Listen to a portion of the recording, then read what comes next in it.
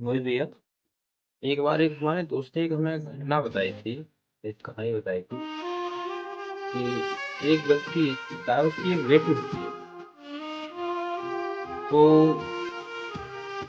बेटी छोटी होती है, फिर वो पढ़ती लिखती है, जब समझदार हो जाती है, बड़ी हो जाती है, तो उसके माता पिता उसकी शादी कर देते हैं। शादी करने के कुछ समय बाद ही उस लड़की के जो पति था, किसी से विवाद हो जाता है। तो कोई जिससे विवाद होता है वही व्यक्ति उसके पति को गोली मार देता है, तो उसके पति की मौत हो जाती है। शादी को हुए करीब साल डेढ़ साल ही हुए थे और उसके पास एक बेटी थी। अब विषय अब ये था कि अब एक बेटी पे वो लड़की कैसे जीवन काटे। और जिस परिवार में उसकी शादी हुई थी वो अकेली थी, उसकी लड़का भी अकेला ही था। और इधर वो लड़की अपने माँ बाप के अकेली थी। ससुराल पक्ष भी बहुत अच्छा था। उसने बताया कि ससुराल पक्ष भी बहुत अच्छा था। और अब कहानी यहाँ के रखती है कि भाई ये लड़की अपना बाकी का जीवन कैसे काटेगी। तो कुछ लोगों ने कहा कि चलो भाई इसकी कहीं दूसरी जगह शादी कर देते हैं।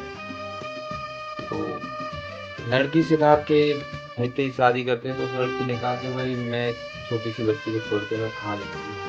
तो कई बहुत रिश्ते आए, कई जगह उन्होंने रिश्ते करने की कोशिश करी। तो ज्यादातर क्या हुआ कि कोई लड़की को एक्सेप्ट करने के लिए तैयार नहीं।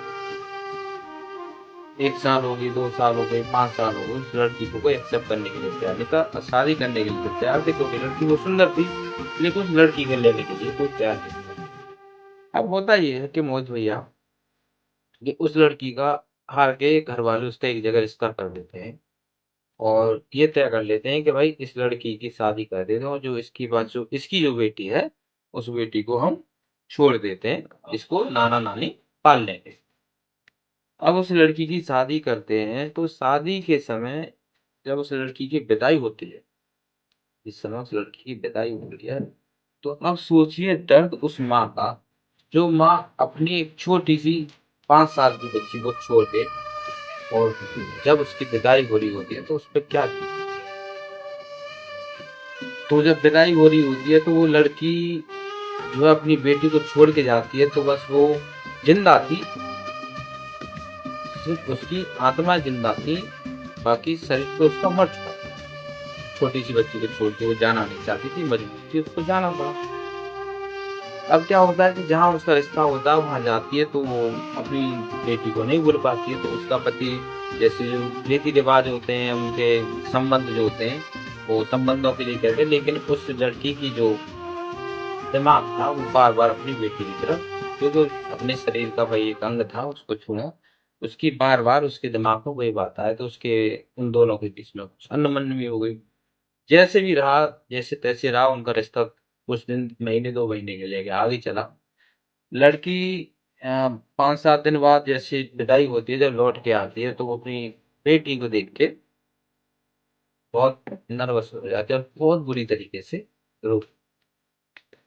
फिर 5-7 दिन पीछे फिर उस लड़की की फिर विदाई होती है तो वो अपने ससुराल के लिए चली जाती है। तो उसकी बेटी जो है वो, अब तुम समझ सकते हो कि अपनी माँ के बिना वो कैसे रह पाती है। 10-12 दिन बाद पता चलता है कि उसकी लड़की की अपनी माँ को याद करती है, और माँ को याद करते करते वो लड़की बीमार हो जाती है। और बीमार होने के बाद उस लड़की की मौत हो जाती है। उस लड़की की जब मौत हो जाती है तो फिर उस लड़की को पता चलता है, तो वो लड़की अपनी बेटी के पास आती है। तो जब वो लड़की देखती है उसकी बेटी मर चुकी है, तो जो बची खुची थी वो वहां भी मर। तो मोहित भैया, इंसानियत ये तो हो सकती थी अगर वो व्यक्ति चाहता, तो उस औरत के साथ उस बच्ची को भी अगर एक्सेप्ट कर लेता तो शायद उस बच्ची की जान नहीं।